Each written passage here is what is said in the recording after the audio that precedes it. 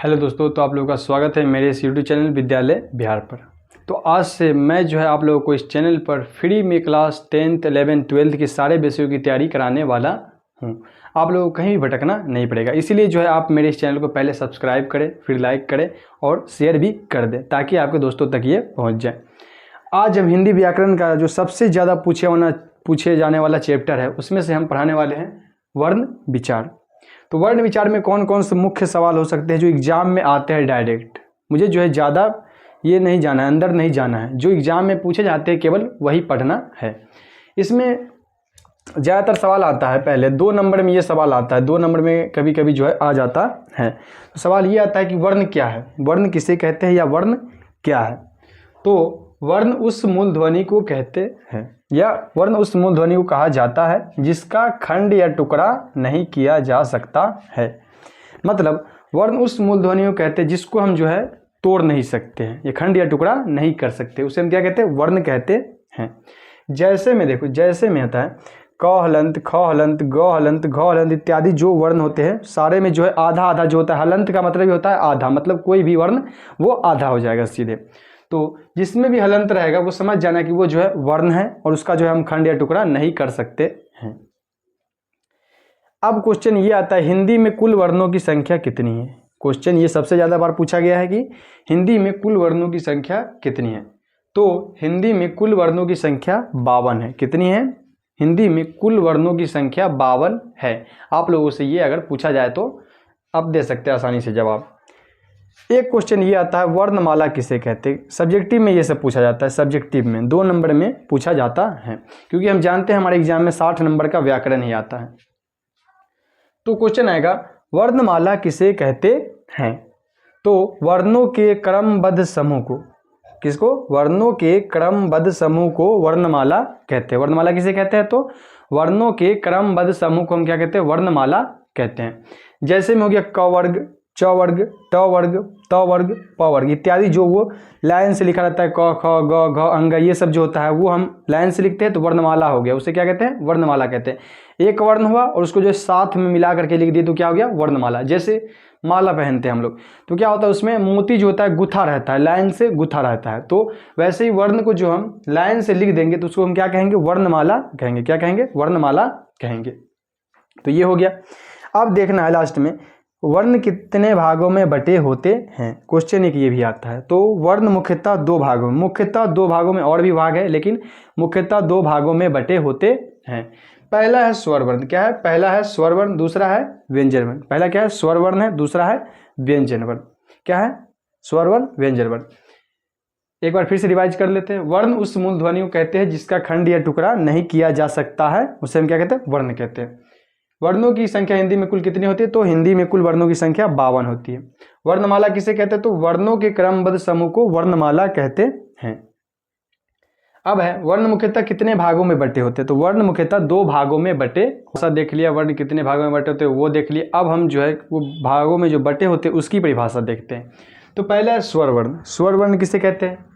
Question पूछा जाता है। तो वैसा वर्ण जो केवल स्वर वर्णों के मेल से बनता है उसे हम क्या कहते हैं? स्वर वर्ण कहते हैं। वैसा वर्ण जो स्वर वर्णों के मेल से बनता है उसे हम स्वर वर्ण कहते हैं। स्वर वर्णों की संख्या हिंदी में कितनी होती है? 11 होती है। स्वर वर्णों की संख्या कितनी होती है? 11 होती है। जैसे में कौन कौन है? अ, आ, छोटी, बड़ी, छोटी ऊ, बड़ी ऊ, री, ए, ओ, औ। ये क्या है? स्वर वर्ण है। मतलब अगर इसको तोड़ोगे भी तो ये कैसे बनेगा? स्वर वर्ण के ही मेल से। अगर अपने में ये बन जाएगा, जैसे आ बनाना है, आ बनाना है तो क्या होता है? अ प्लस अ। ये क्या होता है? अ प्लस अ मिलकर के क्या बनता है? आ बनता है। वैसे ही ये जो है ये भी स्वर वर्ण, ये भी स्वर वर्ण, इसके मिल से भी क्या बना? स्वर वर्ण ही बना। तो स्वर वर्ण का परिभाषा यही है कि वैसा वर्ण जो केवल स्वर वर्णों के मेल से बनता है उसे हम क्या कहते हैं? स्वर वर्ण कहते हैं। स्वर वर्णों की संख्या कितनी होती है? तो 11 होती है। कितनी होती है? 11 होती है। इसमें अ आई में जो लास्ट वाले 2 जो अक्षर रहते हैं ना, अनुस्वार और विसर्ग, अनुस्वार और विसर्ग रहते हैं, उसे हम क्या कहते हैं? तो उसे हम अयोगवाह कहते हैं। क्या कहते हैं? अयोगवाह कहते हैं। क्या कहते हैं? अयोगवाह कहते हैं। अनुस्वार और विसर्ग जो होता है उसे हम क्या कहते हैं? अयोगवाह कहते हैं। ये ज़्यादा पूछा नहीं जाता है। पूछा जाएगा स्वर वर्णों की संख्या कितनी होती है? तो कितनी होती है? 11 होती है। अब दूसरा जो हम देखे थे भाग, व्यंजन वर्ण। क्या होता है? व्यंजन वर्ण। व्यंजन वर्ण किसे कहते हैं, ये भी सवाल आता है। तो स्वर वर्ण और व्यंजन वर्णों के मेल से बने वर्ण को व्यंजन वर्ण कहते हैं। किसे कहते हैं? स्वर वर्ण और व्यंजन वर्णों के मेल से बने वर्ण को हम क्या कहते हैं? व्यंजन वर्ण कहते हैं। क्वेश्चन आएगा, व्यंजन वर्णों की संख्या हिंदी में कितनी है? क्वेश्चन क्या आएगा? व्यंजन वर्ण जो है उसकी संख्या हमारे हिंदी में कितनी है? कुल वर्णों की संख्या 52 है, पहले ही हमने देख लिया था। और स्वर वर्णों की संख्या कितनी है? 11 है। अयोगवाह की संख्या कितनी है? 2 है। अब यह है व्यंजन वर्णों की संख्या कितनी है। तो व्यंजन वर्णों की संख्या कुल 33 है। हिंदी में कितनी है? 33 है। और वो कौन कौन सी है? तो देखो, क ख ग घ से लेकर के जो लास्ट में ह जो होता है, ह तक जो है, यहीं तक होता है व्यंजन वर्ण। कहाँ तक होता है? ह तक होता है व्यंजन वर्ण। क ख ग से लेकर के ह तक तो क्या होता है? व्यंजन वर्ण वो कहलाता है। अब हम देखेंगे व्यंजन वर्ण कितने भागों में बटे होते हैं। व्यंजन वर्ण भी कई भागों में बटे होते हैं, तो उसके बारे में भी हम देख, स्वर वर्ण और व्यंजन वर्ण के बारे में पढ़ा। अब हम पढ़ेंगे व्यंजन वर्ण कितने भागों में बटे होते हैं। तो व्यंजन वर्ण 3 भागों में बटे होते हैं। कितने भागों में? व्यंजन वर्ण 3 भागों में बटे होते हैं। पहले तो हम जानते हैं व्यंजन वर्णों की संख्या 33 होती है, 33 होती है, और ये 3 भागों में बटे होते हैं। पहला कौन सा है? तो पहला स्पर्श स्पर्श वर्ण। कौन सा है? स्पर्श वर्ण या स्पर्श व्यंजन कह सकते हो, स्पर्श व्यंजन या स्पर्श वर्ण। दूसरा है अंतस्थ। दूसरा क्या है? अंतस्थ व्यंजन। तीसरा कौन सा व्यंजन है? उष्ण व्यंजन। उष्ण व्यंजन। तो क्वेश्चन ये पूछा जाता है सबसे ज्यादा कि स्पर्श वर्णों की संख्या हिंदी में कितनी है। क्वेश्चन क्या आता है कि हिंदी में हमारे जो स्पर्श वर्ण है उसकी संख्या कितनी है। तो स्पर्श वर्णों की संख्या कितनी है? 25 है। कितनी है? 25 है। और कहाँ से कहाँ तक है? तो क से लेकर के और म तक जो होता है ना, क ख ग घ, ये लेकर के म तक जो होता है वहाँ तक होते हैं स्पर्श वर्ण। क ख ग में 5, क वर्ग में 5, च वर्ग में 5, ट वर्ग में 5, त वर्ग में 5 और प वर्ग में 5, ये सारे जो है स्पर्श वर्ण के अंतर्गत आ जाते हैं, जिसे बोलने के लिए 2 अंगों को सटाना पड़ता है। दूसरा है अंतस्थ वर्ण। दूसरा क्या है? अंतस्थ व्यंजन। दूसरा क्या है? अंतस्थ व्यंजन। अंतस्थ का मतलब ही होता है अंतस्थ। बोलो, अंतस्थ मतलब कि अंदर से आने वाला आवाज। क्या आता है? अंतस्थ। तो क्वेश्चन ये आता है कि अंतस्थ व्यंजनों की संख्या हिंदी में कितनी है। तो अंतस्थ व्यंजनों की संख्या हिंदी में 4 है। कितनी है? 4 है। कौन कौन से? तो य, र, ल, व, 4 ही है, इसलिए इसका पूरा लिख दिए हैं, य, र, ल, व। केवल आप लोगों को यह याद करना है कि अंतस्थ व्यंजनों की संख्या कितनी है। तो 4 है। कितनी है? 4 है। तीसरा है उष्ण व्यंजन। तीसरा क्या है? उष्ण व्यंजन। क्या है? उष्ण व्यंजन। तो क्वेश्चन आएगा उष्ण व्यंजनों की संख्या कितनी होती है हिंदी में। तो हिंदी में उष्ण व्यंजन की संख्या कितनी होती है। तो हिंदी में उष्ण व्यंजन की संख्या 4 होती है। कितनी होती है? 4 होती है। और उष्ण व्यंजन की संख्या कौन कौन से हैं? 4 तो होती है, लेकिन कौन कौन से हैं? तो तलब्बी स, मूर्धन्य स, दंती स और ह, ये कौन सा है?